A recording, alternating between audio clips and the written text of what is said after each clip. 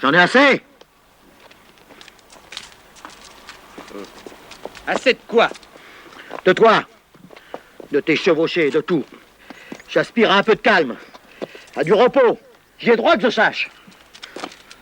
Alors qu'il est, tu pourrais être propriétaire d'un fief à toi. Tu pourrais être un seigneur riche et puissant. Au lieu de ça, qu'est-ce que nous sommes? Toujours des pauvres errants. Oh non. De l'aventure, toujours de l'aventure. Non, j'en ai assez. Tu as tout à fait raison. Avec toi, ce n'est que fuite, bataille, bagarre, poursuite, embuscade. Embuscade? Oui. Tu parles d'or, regarde.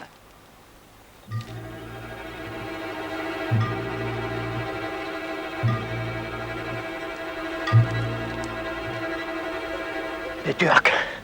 Ma parole, ils te suivent partout, on dirait que tu le fais exprès. Ah, c'est ça. Dis tout de suite que je les ai convoqués, ces Turcs, pour te forcer la main, pour t'obliger à rester avec moi. C'est tout comme.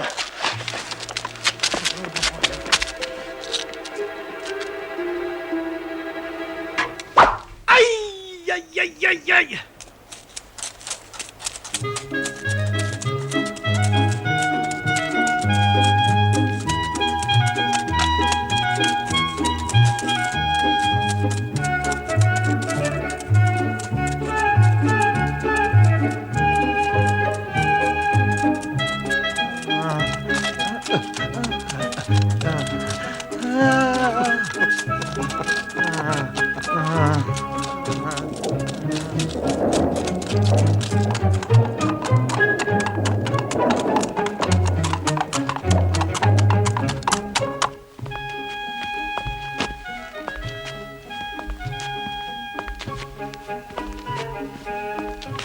Blessé?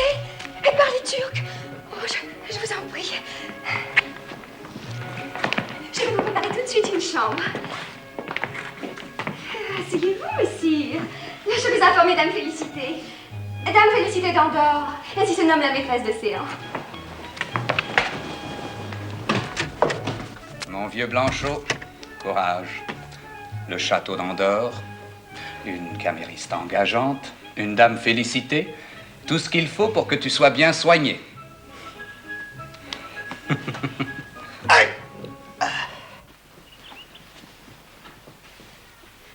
Madame! Madame! Pétronille! Nous faisons notre cours. Acceptez que pour une fois, ce soit vos invités qui vous traitent. Je croyais pourtant vous avoir dit ce matin que je vous renvoyais à tous les trois. Enfin. Dame, l'exil nous refusons. Nous désirons votre pardon. Et nous offrons la collation. Du vin des Canaries. Du pâté d'anguille et des sangliers. Et une fleur. Ah, que de délicatesse. Je me crois revenue au temps de mon défunt mari. Prenez cette fleur.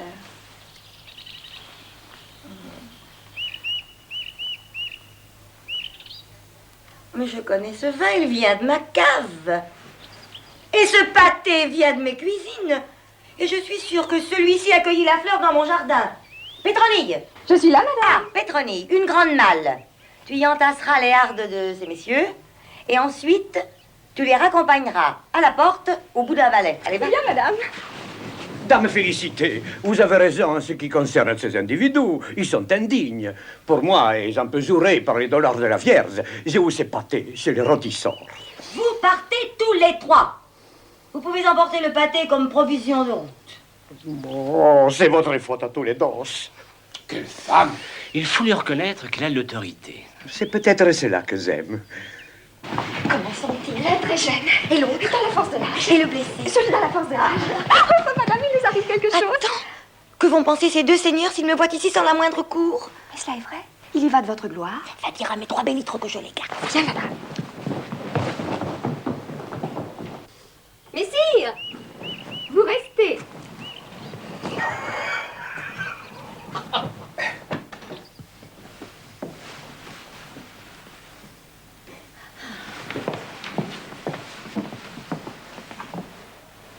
Chevalier, vous ne pouviez mieux tomber. J'ai une maison pleine de fioles et d'onguents. C'est qu'il s'agit avant tout d'extraire une flèche. Auriez-vous un instrument? Il importe de dégager avec prudence le barbillon. Jeune homme, j'ai une main de chirurgien. Vous voyez là. Feu, mon mari me le disait toujours. Et il était homme sensible. Je lui enlevais toujours moi-même ses œils de perterie. Et il ne sentait rien. Thibaut, c'est que pour la première fois de sa vie, Blanchot a honte d'une blessure. Oui, une embuscade. Nous passions dans un défilé, ils ont tiré sur nous de la hauteur. Et vous-même, vous n'êtes pas blessé. Par chance. Il est vrai que vous êtes fluet. Votre compagnon offre cible plus large. Il est bel homme, hein? Venez.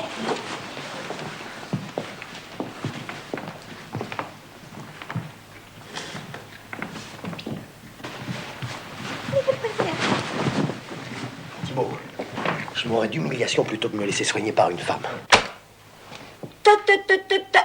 Vous avez été blessé au service de Jérusalem, tous les francs vous en sont redevables et moi aussi. À Pétronille, mon couteau pointu et le bassin d'herbes au camp. Bien, madame. Je vais enlever la pointe en ayant soin d'inciser d'abord pour faciliter le repliement des arrêts du barbillon qui font obstacle au dégagement. Je vous ferai tout aussitôt une application de pétales de lys confit au 3-6 et un pansement de linge fin. Ce soir, vous ne prendrez qu'un bouillon de poulet et des pruneaux, vous dormirez mieux. Et demain, pour réparer le sang perdu à l'opération, gibier rôti, pâté de venaison, oison en broche et vin des Canaries. Et vous avez l'air timide et douillet. Je connais la vie, allongez-vous là. Pétronille, déshabille-le. Où se trouve exactement l'emplacement de votre blessure? Pétronille, un moment. Madame, me prenez-vous pour un enfançon et croyez-vous devant moi donner de la voix comme d'une trompette? J'ai été blessé au service de Jérusalem et vous m'en êtes redevable avec tous les francs. Je vais m'allonger là. Vous aurez soin tout d'abord d'inciser de manière à faciliter le dégagement des arêtes du barbillon. Pétronille, le couteau pointu. Vous voudrez bien tout aussitôt me faire une application de fleur de lys et un pansement de linge fin. Pétronille, le bassin aux herbes. Ce soir, vous me ferez un bouillon de poule et demain, pour réparer le sang perdu à l'opération, pâté, venaison, oison en broche et vin des Canaries. Pétronille, déshabillez-moi. Il a de l'autorité, votre ami. Moi, c'est ce que j'aime. Madame, vous m'avez fait l'honneur, je crois, de me demander où se situait exactement ma blessure. Exactement au cul.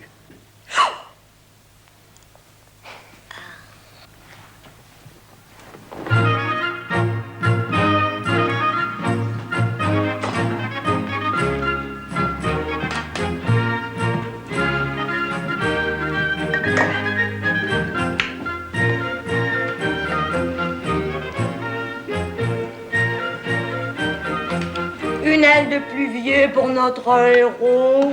Je préfère la cuisse. Ah, la cuisse, poète. Baron de la Capelle. C'est moi le baron de la Capelle. Moi, je suis le sire de Courcy. Ah ben, je vous confondrai toujours. Et moi, El Seigneur Xata. On ne vous demande pas. Est-ce que vous souffrez un peu moins allongé sur le côté gauche? Un peu moins. Dieu, ne me faites pas penser à mon mal. Pardonnez-moi. J'y consens. Versez-moi à boire, je n'ai qu'une main. Que disions-nous? Baron ou sire, vous là-bas. Depuis combien de temps courtisez-vous, madame? Depuis 8 mois. Vous? 14. Seigneur Xatan. Depuis 2 années. Cruel. Mon veuvage est tout frais, je ne suis pas pressée. Vin des Canaries? L'estimez-vous? Assez. Mais je préfère le vin de Chypre. Nous avons tout. Pétronille, du vin de Chypre. Bien, madame. Aux bontés que je vous dois, madame. Aïe. Ajoutez-en une. Pour ces messieurs, sans vous engager tout à fait, dans la longue course qu'ils ont entreprise, sans encore désigner le gagnant, dites-leur, au moins aujourd'hui, quel est le favori. Tous les trois ensemble. Aucun en particulier. Ils ont besoin de se mettre à 3 pour faire un homme. Cessez, Seigneur, de plaider pour nous si c'est pour nous attirer les rebuffades. Un homme courtois ne demande jamais à une dame de se déclarer en public. Dites-nous plutôt ce que vous feriez à notre place. À votre place, vous me le demandez? Je provoquerai mes rivaux. Nous organisons un tournoi. Vous avez un jardin. Mon chevalier et moi ferons les arbitres. Un tournoi à jardin? Jamais. Pourquoi? Parce que des hommes bien élevés ne saccagent pas les fleurs. Et qui nous assure d'ailleurs que le vainqueur sera justement le préféré de la dame? C'est exact. Parbleu. En effet. Pourquoi? Parce qu'auprès des dames, un vainqueur est toujours préféré. Est-ce vrai? C'est vrai.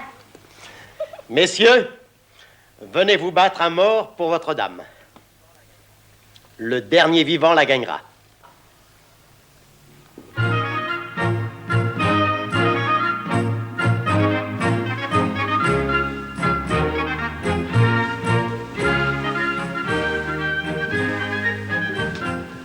Je ne vois aucun combattant. Dommage. Croyez-vous que je ne lise pas dans votre jeu? Vous êtes un danger. Moi? Pour les femelles. Vous êtes un séducteur né. C'est faux. Mais je vais vous faire une confidence. J'aime plaire. Oui, j'aime plaire, mais je ne pousse jamais plus loin. Seriez-vous déjà marié? Point. Mais voué à une dame, l'aventure. Elle me possède tout entier. Ouais. Oui, mais alors pourquoi engageriez-vous mes soupirants à s'exterminer mutuellement? Mais madame, dites-le.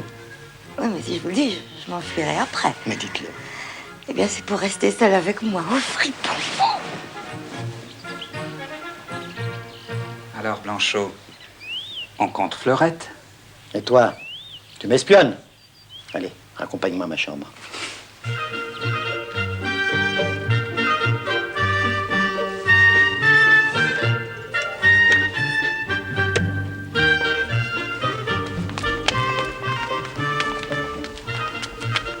Bonjour, messire. Bonjour à toi, Pétronille. Chambre d'apparat, lit de plumes, Gigot de marcassin. bonnet de nuit.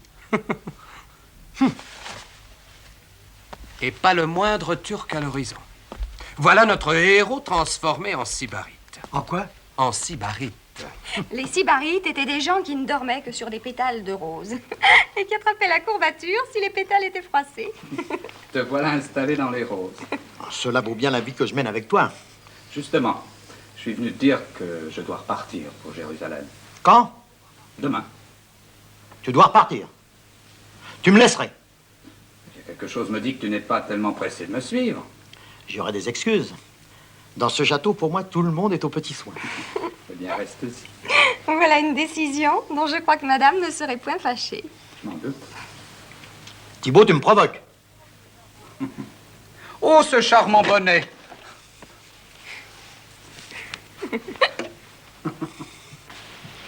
Messire, le bonjour. Ah, Pétronie, tu m'as devancé. J'apportais à notre blessé son bol de lait. Madame, du lait pour Blanchot? De quoi te mêles-tu?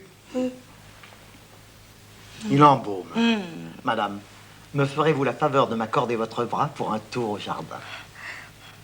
Bien, habillez-vous vite, je vous attends sur le citronnier. Me ferez-vous la faveur, madame?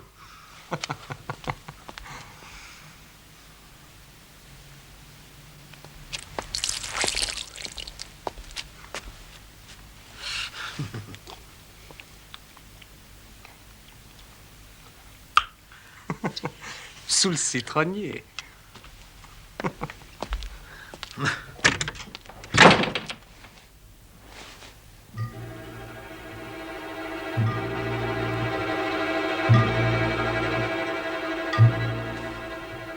Quelqu'un ici en voulait à ma vie.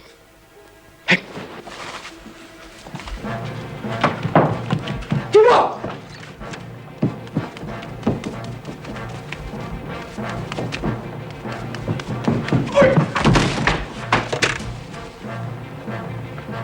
Malveillance dans l'air.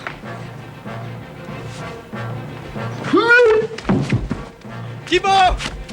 Thibaut!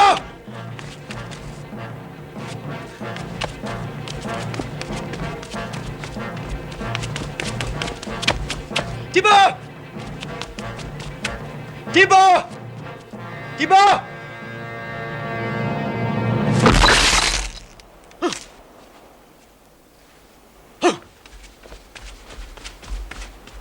Ce soir.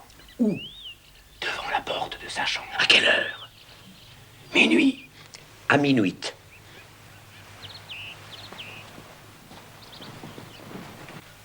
À minuit, hein?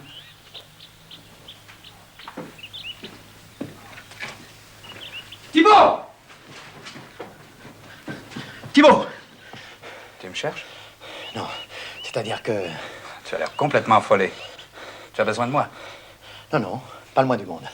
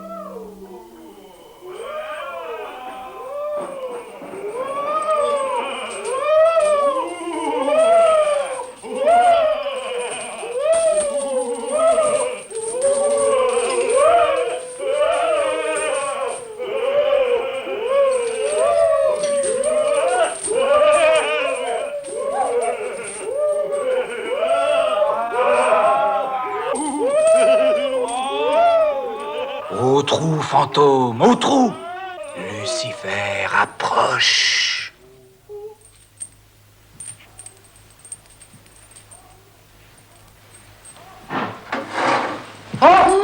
Non!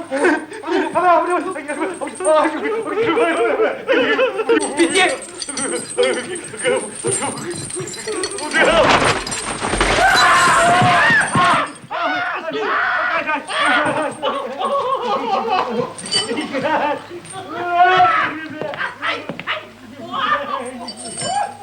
Blanchot, qu'est-ce que tu fais là, la tête sous les draps? Moi, je dormais.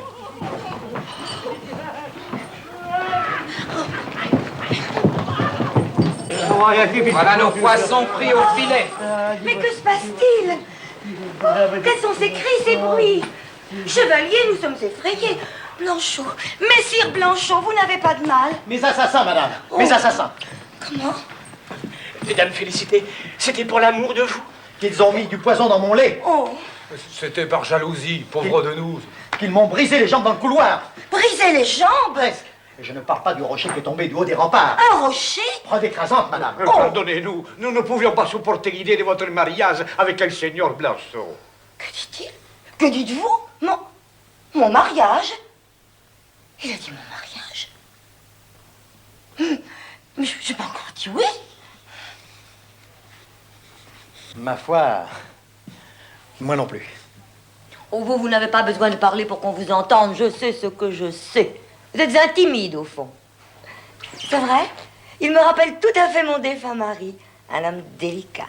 Délicate constitution? Non. De manière. C'est que, madame, le mariage n'est pas chose légère. Et cela ne se décide pas en 2 jours. Quoi? Pétronille! Pétronille! Messire, je vous prends à témoin de sa conduite. Depuis son arrivée au château, il me fait des avances, au point d'avoir rendu jaloux 3 hommes à la fois, et peut-être même criminels, dit-il. Est-ce que je dis vrai? Oui, si. Prétendez-vous maintenant vous conduire en suborneur? Chevalier, est-ce là l'honneur de votre ami? Madame, vous parlez juste. Gardez-nous seulement à El Château et nous dirons ça que vous voudrez. Et nous sommes prêts à témoigner tous les 3, plus le chevalier Pétroni, c'est-à-dire tous les 5, que nous vous avons surpris, tous les 2, seuls dans cette chambre, à minuit. Seul à vous 5. Et si vous nous gardez, nous accepterons de servir des témoins de mariage. Je vous pardonne. Pétronille, un prêtre. À 7 heures? Demain matin, dès l'aube, un prêtre. Messieurs. Thibault. Moi, demain matin, je serai en route. Vous perdez un maître, vous trouvez une épouse. Osez dire que vous n'y gagnez pas. Tu vas prendre froid. Mets ton bonnet. Mettez votre bonnet. À demain.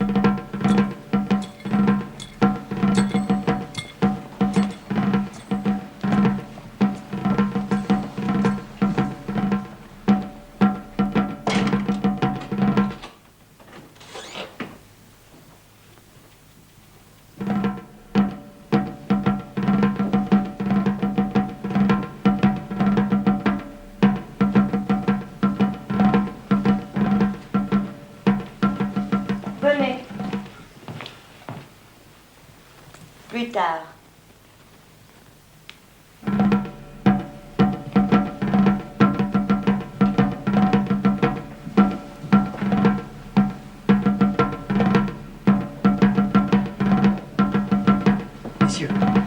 Messieurs, je vous propose une alliance. Confondons nos intérêts.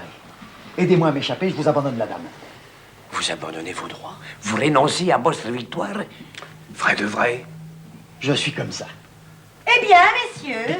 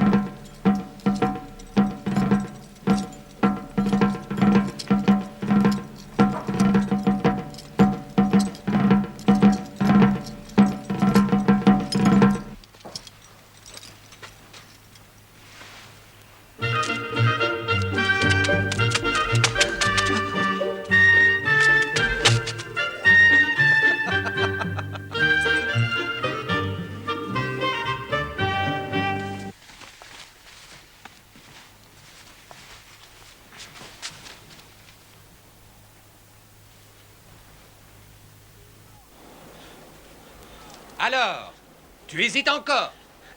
Non! Je préfère les Turcs! Ah!